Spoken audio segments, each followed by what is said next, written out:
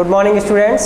Start करते हैं अपन chapter 9 enzyme, जो आरबीएसई बोर्ड का है। ठीक है, हम ये देख लेते हैं कि एंजाइम्स किस तरीके से फंक्शन करते हैं, एंजाइम्स की रिएक्टिविटी क्या होती है, एंजाइम की स्ट्रक्चर क्या होती है। ठीक है, और एंजाइम्स को कौन कौन से फैक्टर इफेक्ट करते हैं हम इस चैप्टर में स्टडी करेंगे। इसमें सबसे पहले हम एंजाइम को डिफाइन करते हैं। देखो ध्यान रखना, organic substance having proteinaceous nature, कैसा नेचर है, प्रोटीन का नेचर है, and act as biocatalyst in living organism या लिविंग सेल। ठीक है, किसके तौर पर वर्क करते हैं, बायोकैटलिस्ट के तौर पर वर्क करते हैं, आर कॉल्ड एज एंजाइम। तो अपन को दो बात समझ में आई कि एंजाइम का नेचर एक तो प्रोटीन होगा, दूसरा वो काम करेंगे बायोकैटलिस्ट के तौर पर, जैव उत्प्रेरक के तौर पर काम करेंगे। ठीक है, अगर हम हिंदी मीडियम में देखना चाहें तो इसको अपन कहेंगे जैव उत्प्रेरक।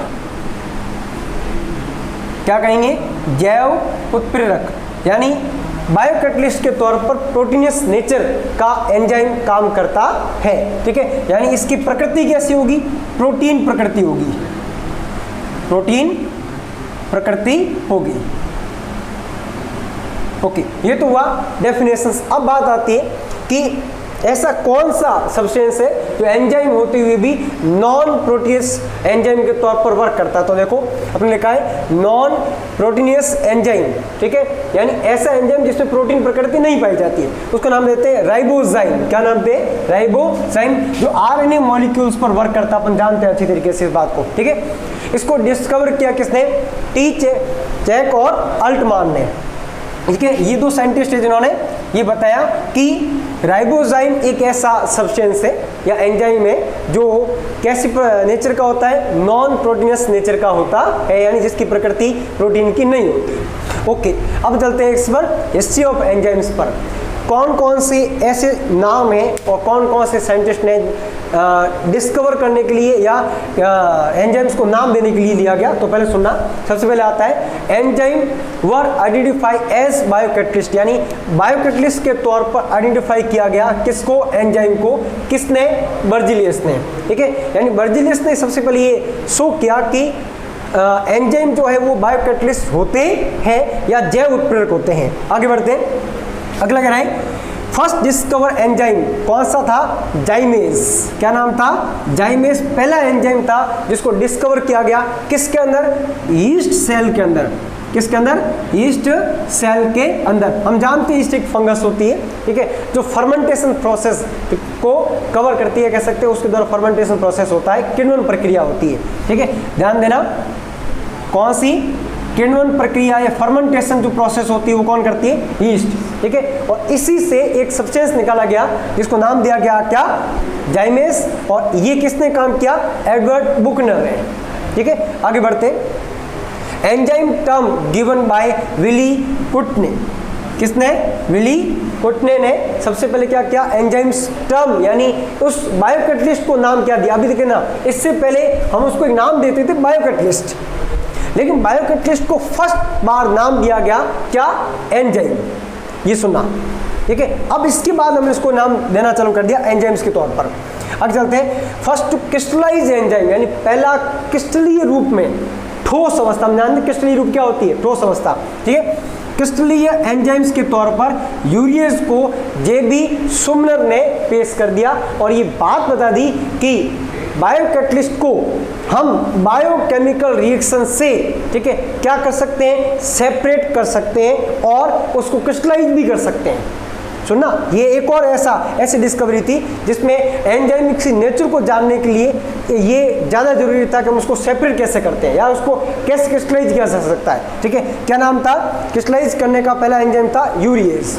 आगे बढ़ते, एंजाइम्स को प्रोटीन प्रकृति के तौर पर, अभी तक देखना, अभी तक एंजाइम नाम दिया गया था, बायोकैटलिस्ट नाम दिया गया था, बट प्रोटीन नेचर के तौर पर किसने, सुमनर, नॉर्थरॉप और स्टेनले, ठीक है, ने ये साबित कर दिया कि उनकी जो बायोकेमिकल स्ट्रक्चर जो होती ना वो किसकी होती है, प्रोटीन की बनी होती है। इसलिए उनको 1947 में क्या दिया गया, नोबेल प्राइज दिया गया। ये तो पूरी होती है आपकी क्या, हिस्ट्री।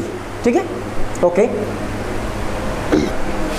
चलो अपन देखते हैं स्ट्रक्चर ऑफ एंजाइम, यानी एंजाइम की स्ट्रक्चर किस प्रकार से होती है। ठीक है, हम एंजाइम को एक होलो एंजाइम के तौर पर देखते हैं। क्यों देखते हैं? क्योंकि इसके दो पार्ट होते हैं, एक पार्ट प्रोटीनियस और दूसरा पार्ट कौन सा, नॉन प्रोटीनियस के तौर पर वर्क करता है।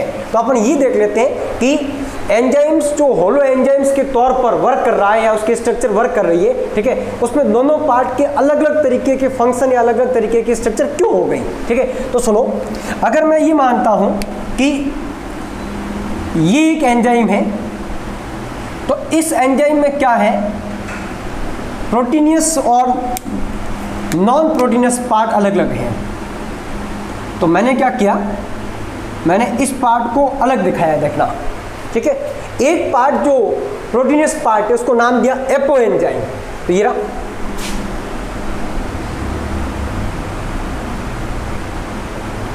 क्या नाम दे दिया अपन इसको, एपो एंजाइम। ठीक है, तो एपो एंजाइम के तौर पर ये पूरी स्ट्रक्चर जो है वो एमिनो एसिड्स या कह सकते हैं प्रोटीन की बनी हुई है, जिसको अपन ने इस तरीके से दर्शाया है। ये अब ऐसे पार्ट जो नॉन प्रोटीनियस होते हैं उनको अपन कहते हैं कोफैक्टर।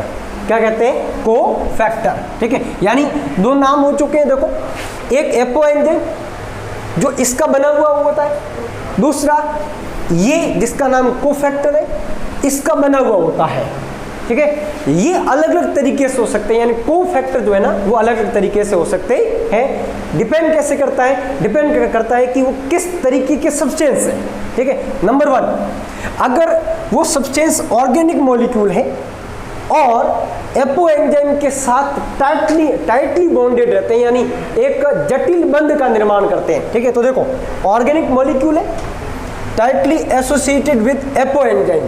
ठीक है, यानी एपो एंजाइम के साथ ये पार्ट अगर टाइटली बॉन्ड होता है इसके साथ, ठीक है, तो हम उसको नाम देते हैं प्रोस्थेटिक ग्रुप। क्या नाम देते हैं, प्रोस्थेटिक ग्रुप। हिंदी मीडियम तुम्हारे यहाँ पर प्रोस्थेटिक समूह के नाम से लिखा है, इसको नाम तो वो क्या हुई है। ठीक है, आगे बढ़ जाते हैं। तो हमें ये ध्यान रखना है, प्रोस्थेटिक जो बॉन्डिंग करेगा वो टाइटली करेगा, किसके साथ, एपो एंजाइम के साथ। ठीक है, दूसरा सब्सटेंस कैसा होगा, ऑर्गेनिक मॉलिक्यूल होगा। ठीक है, एग्जांपल के तौर पर साइटोक्रोम और फ्लेवोप्रोटीन।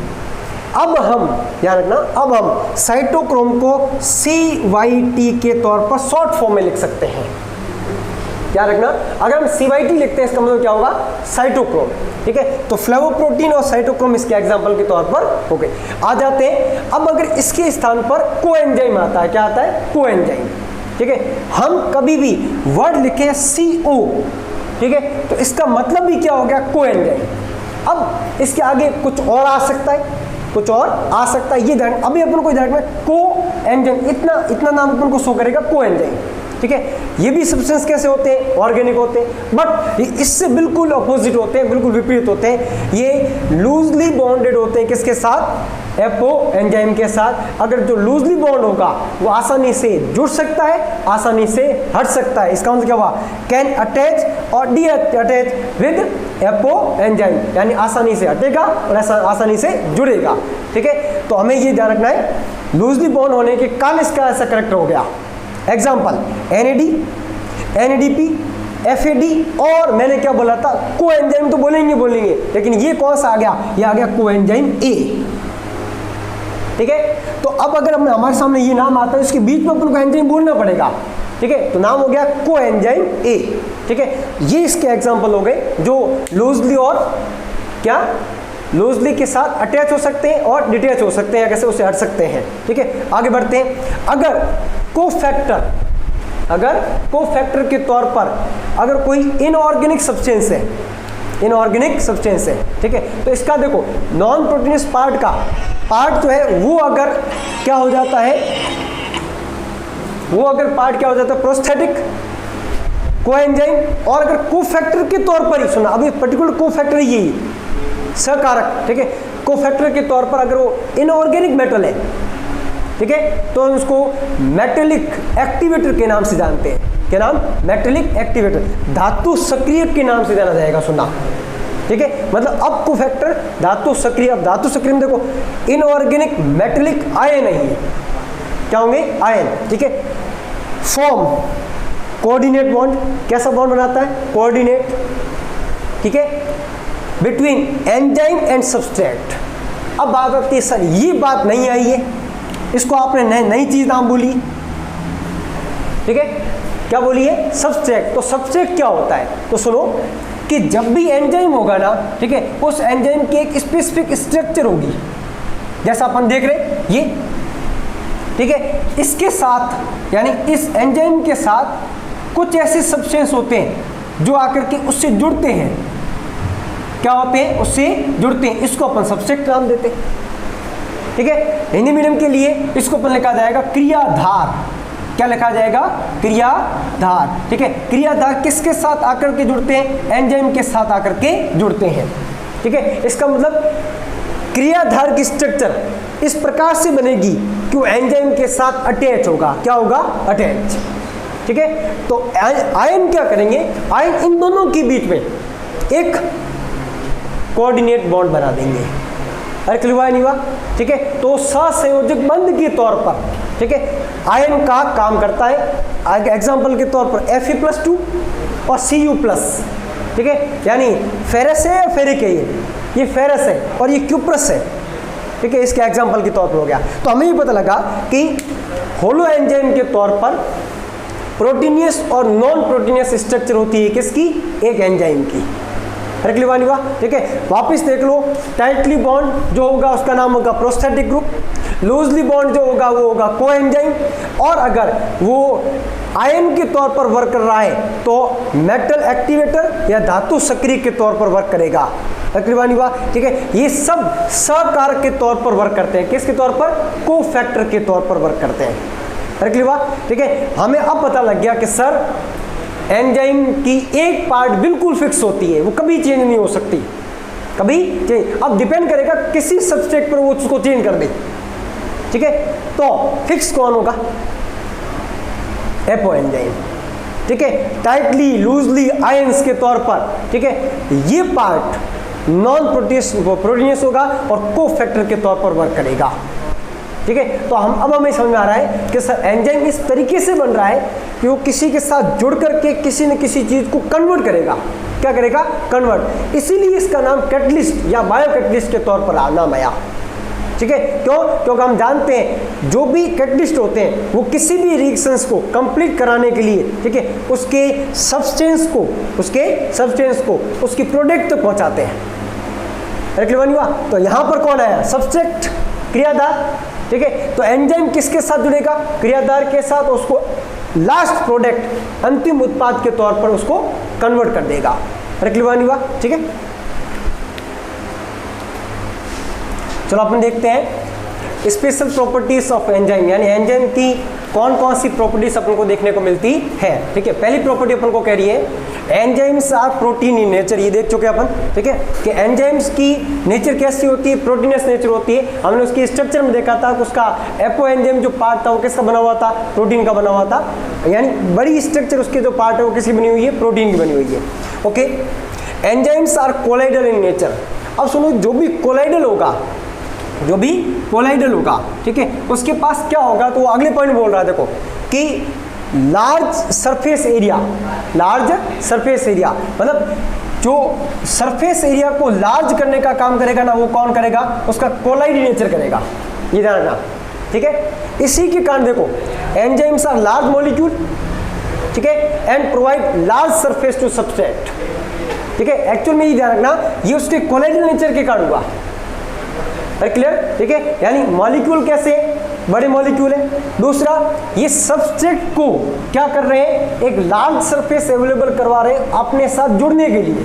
और अपन अभी देखा था कि एंजाइम के साथ जुड़ते कौन है? सबस्ट्रेट, यानी क्रियाधार, ठीक है। तो सबसे बड़ा पार्ट ये हो गया कि लार्ज मॉलिक्यूल उसको बनाए किसने? कोलाइडल ने, यानी कोलाइडल प्रकृति के होते हैं इसीलिए। दूसरा, जब वो लार्ज मॉलिक्यूल है तो वो सबस्ट्रेट के साथ आसानी से जुड़ सकते हैं। अब आते हैं एंजाइम्स ऑफ प्रोटीन, ठीक है, यानी एमिनो एसिड्स के बने होते हैं। प्रोटीन यानी एमिनो एसिड के बने होते हैं। और अगर हम एमिनो एसिड्स की स्ट्रक्चर देखें तो हमें देखने को मिलता है उसके पास एक COOH ग्रुप होता है, यानी कार्बोक्सिलिक एसिड ग्रुप होता है। दूसरा, उसके पास एमीन ग्रुप होता है। क्या होता है? Amine group. ठीक है, और ये अपनी स्ट्रक्चर इस तरीके से पूरा करता है। तो हमें समझ में आया कि ये तो पार्ट एसिडिक और ये पार्ट बेसिक के तौर पर वर्क कर सकता है। इसका मतलब उसके साथ जुड़ने वाला सब्सट्रैक्ट अगर एसिडिक प्रॉपर्टी का है तो भी जुड़ जाएगा, और अगर बेसिक प्रॉपर्टी का है तो भी जुड़ जाएगा। इसको अपन ने नाम दिया एम्फोटेरिक। क्या नाम दिया? एम्फोटेरिक, यानी उसकी प्रकृति एम्फोटेरिक के तौर पर भी वर्क करती है। ठीक है, ये उभयधर्मी के तौर पर भी वर्क कर सकता है। तो अपने लिखा देखो, it is amphoteric and react with both acidic and basic subtract, यानी वो अम्लीय और क्षारीय क्रियाधार के साथ बंध बनाने में सक्षम होता है। ठीक है, कौन सी प्रकृति के कारण? प्रोटीन प्रकृति यानी एमिनो एसिड प्रकृति के कारण। रख लिया यानी हुआ। ठीक है, आगे बढ़ जाते हैं। अब बात आती है, यहाँ तक तो जो टॉपिक तुम्हारी आरबीएसई बोर्ड की किताब में दे रखे थे, ठीक है, वो नॉर्मली इन्हीं बातों से पूरे हो जाते हैं। लेकिन एंजाइम ऑप्टिमा को तुम्हारी किताब ने एक एक कंडीशन को अलग अलग तरीके से बताया है। ठीक है, यानी फैक्टर इफेक्टिंग एंजाइम्स के, यानी कौन कौन से कारक जो है एंजाइम को प्रभावित करते हैं, वो सब इसमें। ठीक है, जिसमें पहला पीएच है, दूसरा तापमान है। ठीक है, अब तीसरा सब्सट्रेट कंसंट्रेशन के साथ साथ यहाँ 3 प्रकार की कंसंट्रेशन बताइए, सब्सट्रेट कंसंट्रेशन, एंजाइम कंसंट्रेशन और प्रोडक्ट कंसंट्रेशन। ये सुनना, ठीक है, मतलब एंजाइम की सांद्रता, ठीक है, उसके बाद क्रियाधार पहले बताया, क्रियाधार की सांद्रता, एंजाइम की सांद्रता और उत्पाद की सांद्रता। इन तीनों की सांद्रता बढ़ाने और घटाने पर क्या फर्क पड़ता है ये बताया है। तो मैं तुम्हारे यहां शुरू करता हूं। पीएच, एंजाइम एक स्पेशल पीएच परास पर ही काम करते हैं। ठीक है, ये पीएच परास होती है कितनी? 5 से लेकर 7.5, ये ध्यान रखना। कितनी होती है? 5 से लेकर 7.5। तुम्हें उस टॉपिक में सिर्फ इतना ही ध्यान रखना है। ठीक है, इससे कम पर भी वो एक्टिविटी कम कर देते हैं, ज्यादा पर भी एक्टिविटी क्या कर देते हैं? कम कर देते हैं। ठीक है, यानी इस फिक्स परास पर वो काम करते हैं। अब आ जाओ टेम्परेचर। टेम्परेचर देखो, टेम्परेचर का मेन रोल होता है, क्योंकि एंजाइम प्रोटीन प्रकृति के बने हुए होते हैं। उसका एक फिक्स टेम्परेचर से ऊपर टेम्परेचर होने पर उनका विकृतीकरण, ठीक है, या उनकी जो स्ट्रक्चर है वो डिस्ट्रॉय होनी चालू हो जाती है। तो टेम्परेचर होता है 20 से लेकर 35 डिग्री तक, डिग्री सेल्सियस तक। ठीक है, ये एक फिक्स टेम्परेचर है। और तुम्हारी किताब ने बताया कि अगर हम इस टेम्परेचर के बाद ठीक है 10 डिग्री सेंटीग्रेड अगर बढ़ाए तो 2 से 2.5 गुना, ठीक है, उसकी एक्टिविटी बढ़ जाती है। ये वर्ड लिखा हो, सुनना। ठीक है, इस टेम्परेचर के बाद कितना? 10 डिग्री टेम्परेचर अगर हम बढ़ाए तो 2 से 2.5 गुना उसकी एक्टिविटी क्या हो सकती है? इंक्रीज हो सकती है। बट टेम्परेचर 35 के ऊपर, ठीक है, उनका विकृतीकरण यानी एंजाइम क्या हो जाते हैं? विकृत हो जाते हैं, और एक्टिविटी क्या हो जाती है? डिक्रीज हो जाती है, या कह सकते हैं जो क्रिया है वो मंद पड़ जाती है। ओके, अब सब्सट्रेट कंसंट्रेशन में तुम्हें बता देता हूँ। ठीक है, ये कंसंट्रेशन किस पर डिपेंड करती है? किस पर डिपेंड करती है? 3 पर। एक तो क्रियाधार की सांद्रता, इस पर खुद पर, ठीक है, दूसरा एंजाइम की सांद्रता पर, ठीक है, और तीसरा उत्पाद की सांद्रता पर। ठीक है, तो ये अपन इसके नेक्स्ट वाली क्लास में देखते हैं। ओके ओके, एंजाइम ऑप्टिमा के बाद आता है एंजाइम इनहिबिशन। ठीक है, हालांकि इसके बारे में अपन डिटेल में बाद में पढ़ेंगे, लेकिन इसको यहाँ पर जो टॉपिक दिया हो उसके अकॉर्डिंग देते हैं। Certain substance can reduce activity of enzyme known as enzyme inhibitor, यानी कुछ ऐसे सब्सटेंस होते हैं, ठीक है, जो क्या करते हैं? एंजाइम्स की एक्टिविटी को इनहिबिट करते हैं, मतलब रोकते हैं। ठीक है, ऐसे को अपन कहते हैं क्या है? Enzyme inhibition. इसमें 2 प्रकार के आएंगे, कॉम्पिटिटिव और नॉन कॉम्पिटिटिव आएंगे, लेकिन उसको अपन बाद में पढ़ेंगे, ये टॉपिक वापस आने वाला है। ठीक है, अभी जो टॉपिक है उसके आगे वाला वो है स्पेसिसिटी, यानी एंजाइम्स की जो विशेषता है, ठीक है, वो किस प्रकार से प्रदर्शित होती है। तो सुनो, एंजाइम्स क्या कह रहा है? All enzymes are specific for their reaction, this can be divided into 4 categories. कितने कैटेगरी में स्पेसिसिटी को डिवाइड कर सकते हैं? 4 कैटेगरी में। पहला कौन सा आ रहा है? Absolute spasticity. कैसे? देखो, it means one enzyme catalyst one type of reaction. Example, एक प्रकार का एंजाइम सिर्फ एक ही प्रकार की रिएक्शन को क्या कर सकता है, कैटलाइज कर सकता है, ठीक है। इसको अपने नाम क्या दिया, एब्सोल्यूट, क्या नाम दे दिया, एब्सोल्यूट। और हम जानते हैं स्पेशल टाइप का एंजाइम स्पेशल टाइप की रिएक्शन के लिए आता है, ठीक है, तो वो अपने आप ही क्या होगा, एब्सोल्यूट होगा, ठीक है। एब्सोल्यूट यानी निरपेक्ष, एब्सोल्यूट यानी निरपेक्ष, ठीक है, ओके। तो ये तो होगी निरपेक्ष विशेषता या कह सकते हैं विशेषता। अब सुनो, एग्जाम्पल के तौर पर यूरियस हाइड्रोलेज, यूरियस हाइड्रोलेज, ठीक है, किसका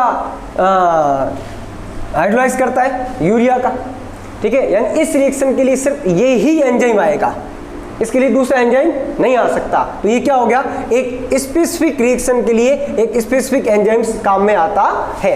इसको अपन ने क्या नाम दे दिया, एब्सोल्यूट, ठीक है, निरपेक्ष विशिष्टता। अब दूसरी विशेषता देखते हैं, ग्रुप या कह सकते हैं समूह विशेषता। तो समूह विशेषता में क्या हो रहा है, देखो एक एंजाइम जो है एक ग्रुप पर काम कर रहा है, एक ग्रुप यानी इस ग्रुप के जितने मॉलिक्यूल हैं उस पर सब पर काम करता है। एग्जाम्पल के तौर पर hexokinase act on hexo sugar, example के तौर पर ग्लूकोज, फ्रुक्टोज, ठीक है, ये सब क्या होती है हेक्सो, इसमें सिर्फ एक थोड़ा है, एक ग्लूकोज हेक्सो शर्करा थोड़ा है, उसके साथ साथ और भी कई हेक्सो शर्करा है। तो हेक्सोकाइनेज हेक्सो शुगर पर वर्क करेगा, ठीक है, उसमें ग्रुप में जितनी भी शुगर आ रही है उस सब पर काम करेगा, ठीक है। तो ये हो गया ग्रुप स्पेसिफिक, एक ग्रुप के मॉलिक्यूल पर डिपेंड करता है, ठीक है, यानी समूह विशिष्टता।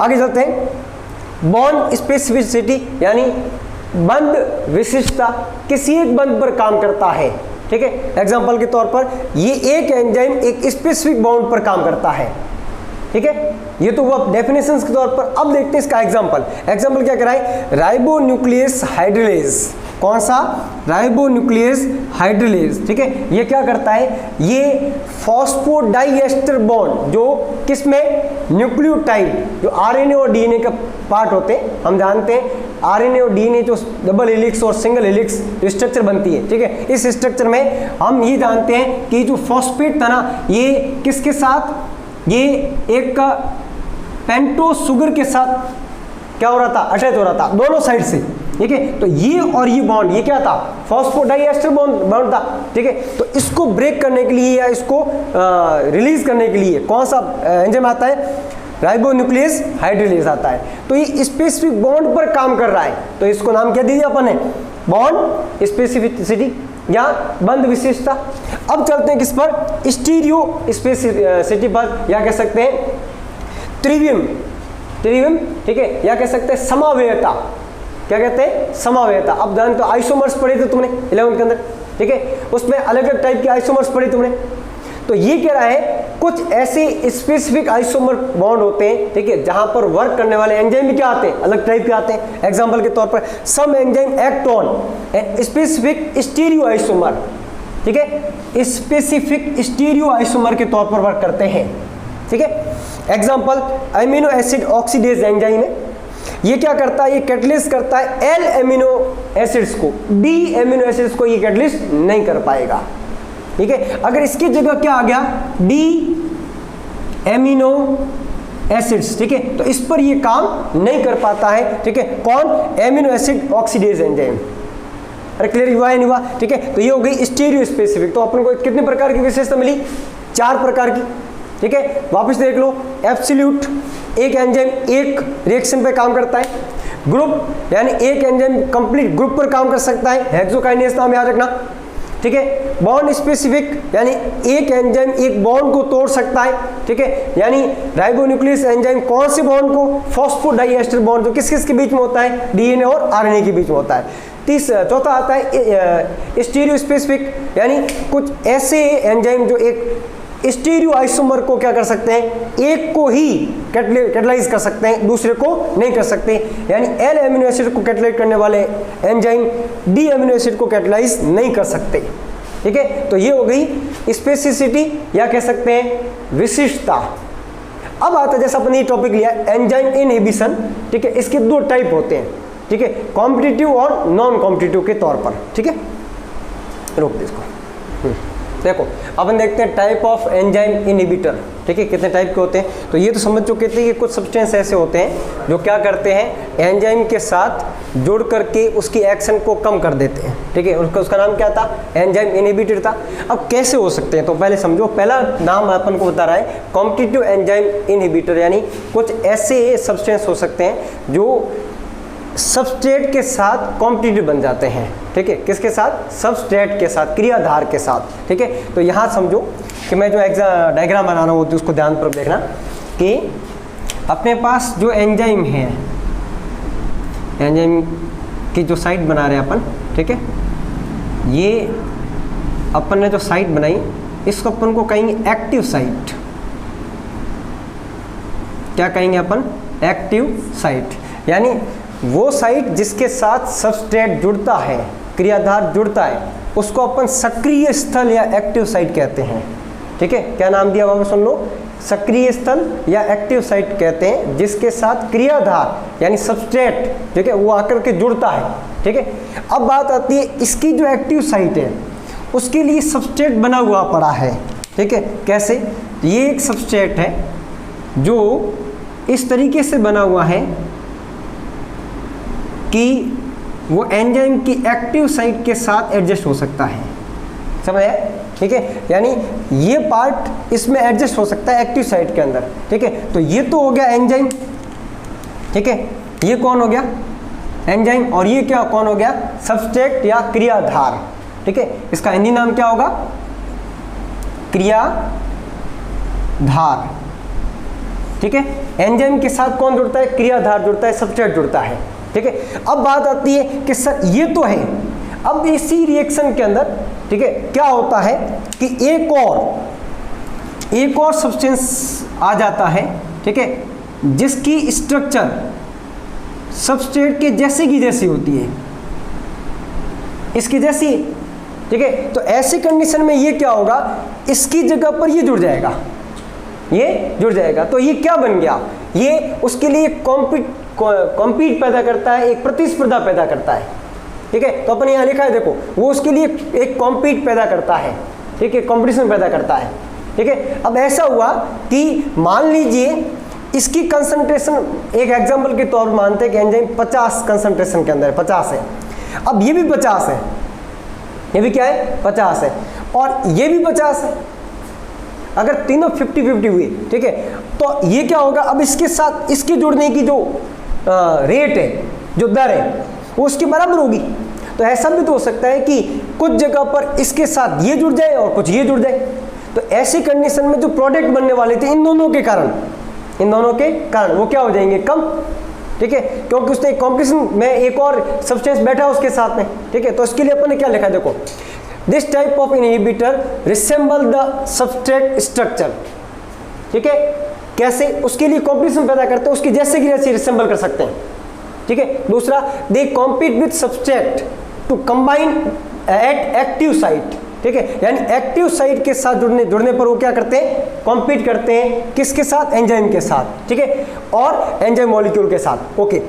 एग्जाम्पल के तौर पर मेलोनिक एसिड है, मेलोनिक एसिड, तो आप ये समझो कि ये मेलोनिक एसिड है, मेलोनिक एसिड है, ठीक है, ये सक्सेनिक एसिड के लिए कॉम्पिटिशन पैदा करता है, कैसे, देखो, malonic acid is competitive inhibitor for या ऑफ सक्सेनिक एसिड, ठीक है, यानी सक्सेनिक एसिड जो इसके साथ जुड़ने वाला था उसके लिए मेलोनिक एसिड उसकी जैसी स्ट्रक्चर बना लेता है, अरे क्लियर। ऐसी कंडीशन में एंजाइम और सक्सेनिक एसिड के द्वारा जो प्रोडक्ट बनने वाला था उसकी कंसंट्रेशन या उसकी जो रेट है वो क्या हो जाती है, कम हो जाती है, अरे क्लियर नहीं हुआ, ठीक है। तो एग्जाम्पल मस्ट याद रखना, ठीक है, कौन, मेलोनिक एसिड एक कॉम्पिटिटिव इनहिबिटर है, किसके लिए, सक्सेनिक एसिड के लिए, अरे क्लियर, ठीक है। तो ये तो आसानी से पता लग जाता है कि कॉम्पिटिशन हो रहा है इन दोनों के बीच में, ठीक है। तो अब अपने पास 3 चीजें सुनो, नंबर 1 एंजाइम, नंबर 2 क्रियाधार या सबस्ट्रेट, और तीसरा जो बनता है वो प्रोडक्ट, ठीक है। यानी कोई भी रिएक्शन किसके लिए होती है, ताकि उसके प्रोडक्शन में कन्वर्सेशन हो सके, उनकी प्रोडक्शन बन सके, अरे क्लियर नहीं हुआ, ठीक है। तो उसके बीच में कॉम्पिटिटर आ गया ये, ठीक है। अब आते हैं दूसरे पर जिसका नाम है नॉन कॉम्पिटिटिव एंजाइम इनहिबिटर, ठीक है, कैसे, तो सुनो, इसके साथ हम जानते हैं ये जुड़ सकता है, ये जुड़ सकता है, ठीक है। अब बात करते हैं इस बार कोई एक और ऐसा सब्सटेंस है, ठीक है, एग्जाम्पल के तौर पर ये पीबी है, ये सब्सटेंस है, ये एंजाइम नहीं है, एंजाइम नहीं है, समझ आया, ठीक है। ये सबस्ट्रेट के जैसा भी नहीं है, सबस्ट्रेट के जैसा भी नहीं है, क्रियाधार के जैसा भी नहीं है, लेकिन अगर ये इन दोनों के बीच में आ गया, इन दोनों के बीच में एक्टिव साइट के साथ अगर जुड़ गया, ठीक है, तो एक्टिव साइट की स्ट्रक्चर को क्या कर देता है, चेंज कर देता है, ठीक है। मान लीजिए क्या हुआ कि ये यहां पर आया इसके पहले से जुड़ने से पहले और इसकी शक्ल को ऐसा कर दिया, अरे क्लियर, ठीक है। अब बताओ क्या एंजाइम सबस्ट्रेट कॉम्प्लेक्स बन सकता है, नहीं बन सकता, ठीक है। तो उसने क्या कर दिया, इसने, ठीक है, इसकी जुड़ने के जगह से पहले यानी एक्टिव साइट के साथ, ठीक है, जुड़ करके क्या हुआ, उसने एंजाइम की स्ट्रक्चर को क्या कर दिया, चेंज कर दिया। तो सुनो देखो, this type of inhibitor being change the shape of active site, enzyme की एक्टिव साइट का शेप क्या कर देते हैं, चेंज कर देते हैं, और क्लियर नहीं हुआ, ठीक है। Due to it substrate can't attach with active site, इसके कारण सबस्ट्रेट एंजाइम की एक्टिव साइट के साथ जुड़ नहीं पाते, ठीक है। एंड कैटालाइटिक एक्टिविटी डिक्रीज, जो प्रोडक्शन बनाने की जो एक्टिविटी थी वो क्या हो गई, डिक्रीज हो गई, ठीक है। एग्जाम्पल के तौर पर ये तीनों आयंस हैं जो क्या नाम है, एंजाइम इनहिबिटर का काम कर सकते हैं, ठीक है। एक और बताया, साइनाइड जो है वो डिस्ट्रॉय कर देता है साइटोक्रोम ऑक्सीडेज को, साइटोक्रोम ऑक्सीडेज मतलब एंजाइम को, एंजाइम की एक्टिव साइट को कौन यहां डिस्ट्रॉय कर रहा है, साइनाइड, ठीक है। और ऐसी कंडीशन में रेस्पिरेटरी प्रोसेस जो होने वाला था, ठीक है, वो क्या हो जाता है, डिक्रीज हो जाता है, हुआ। अब इस पर दोनों का क्या सॉल्यूशन निकाला जा सकता है, इसमें अपन क्या कर सकते हैं, this type of inhibitor can be decrease, ठीक है, in increasing of substrate concentration. यहां हमें किसकी कंसंट्रेशन बढ़ानी है, सबस्ट्रेट की, ठीक है। कैसे, जब मैंने तुम्हें बताया था कि सबसे पहले इस पे आओ, देखो अगर इसकी एक्टिव साइट्स इसकी जैसी है, ठीक है, ये इसकी जैसी, अब सामने जो आया था उसकी भी उसकी जैसी थी। अब ऐसा करते हैं, इसको तो मैंने कर दिया 100, ये 50 है, कितने 50, और वो भी कितने 50। ऐसे में किसके चांस बन जाते हैं एंजाइम के साथ ज्यादा जुड़ने के, इसके, अरे समझ नहीं आया, ठीक है। तो मैंने क्या किया, मैंने इंक्रीज कर दिया सबस्ट्रेट कंसंट्रेशन को, यानी क्रियाधार की सांद्रता को बढ़ा करके हम अभिक्रिया को बढ़ा सकते हैं। 100% तो नहीं कर सकते, 100% तो नहीं कर सकते क्योंकि बैठा है वो साथ में, ठीक है, लेकिन बढ़ा सकते हैं पहले से। अरे क्लियर हुआ नहीं हुआ, ठीक है। आ जाओ इस पर, इसमें क्या कर सकते हैं, इसमें देखो एंजाइम की स्ट्रक्चर चेंज कौन कर रहा है, ये चेंज कर रहा है, तो आप एंजाइम बढ़ा दो। प्रत्येक एंजाइम की एक्टिव साइट स्ट्रक्चर चेंज नहीं कर पाएगा वो, ठीक है, और वो किसके साथ जाके जुड़ जाएगा, सबस्ट्रेट के साथ जुड़ जाएगा और प्रोडक्शन चालू हो जाएगा, ठीक है। तो इसका सॉल्यूशन क्या है, ठीक है, हम इनहिबिटर, ठीक है, को या तो डिक्रीज कर दे, क्या कर दे, डिक्रीज कैसे कर दे, एंजाइम की कंसंट्रेशन को क्या कर दे, इंक्रीज। अब उनको डिक्रीज तो नहीं कर सकते, वो तो पहले से बैठे, ठीक है, लेकिन एंजाइम को तो इंक्रीज कर सकते हैं ना, तो एंजाइम की सांद्रता को बढ़ा दो, ठीक है, रिएक्शंस अपने आप फास्ट हो जाएगी। दोनों समझ गए, ठीक है। तो ये वही कॉम्पिटिटर और नॉन कॉम्पिटिटर इनहिबिटर, पर क्लियर, ठीक है। अब आता है एक्शन ऑफ एंजाइम या मोड ऑफ एंजाइम एक्शन, ठीक है, ये लेंगे अपन।